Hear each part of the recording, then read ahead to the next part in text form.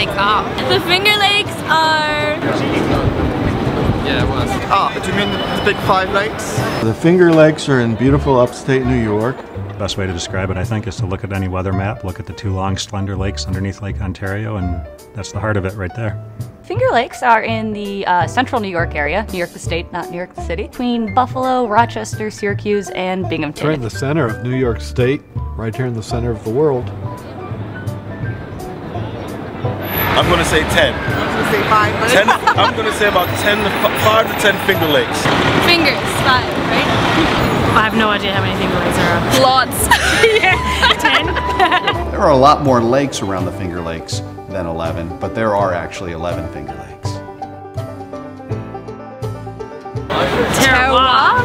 I'm going to say a popular brand name of wine from the Finger Lakes. Terroir? Terroir? Terroir. No, I don't want to make a guess on that, sorry. Probably the overarching part of it is the importance of the lakes. They're all very, very deep. The vineyards are located sloping down towards the water.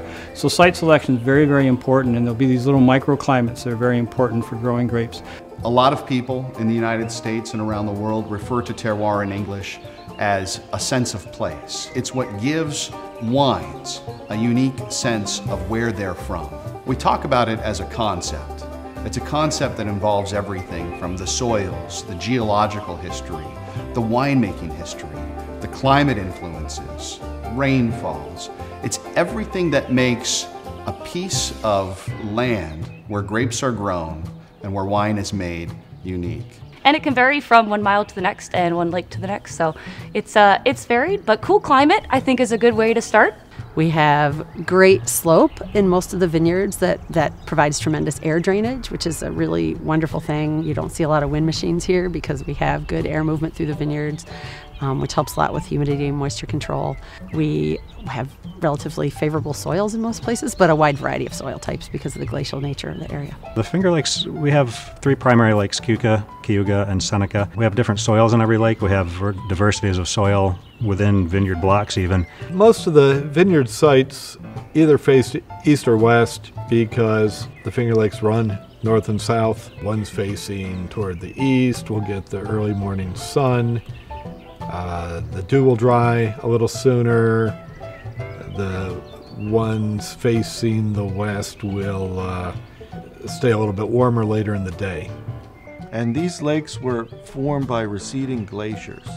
And so it's really fantastic for us as grape growers because we have many different soil types to work with. And the grape varieties produce different flavors based on the soils where they're growing. The banana belt? No, that sounds funky. Banana belt? I don't know what that is. It sounds like a Speedo to me. An area that grows bananas. It's a thin sliver of land from Lodi down to about Hector that is right on the edge of Seneca Lake, on the eastern shore of Seneca Lake.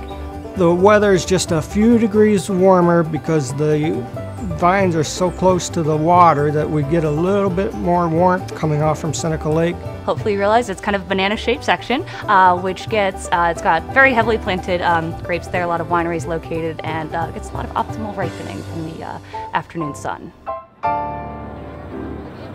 I thought that the Finger Lakes were best known for New York wine. Shiraz? Chardonnay.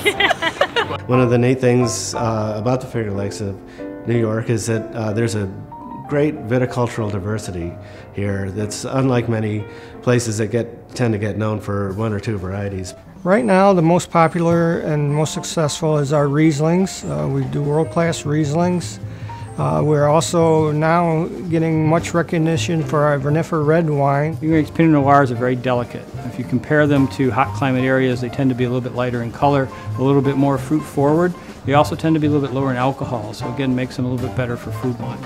Cabernet Franc, it just happens to be the most winter hardy of all the vinifera reds that we grow here. So it's very well adapted to our colder winters. We're in a cool climate, and cool climates tend to favor the fruit-driven flavors over somewhat vegetal flavors that you might find in a warmer climate.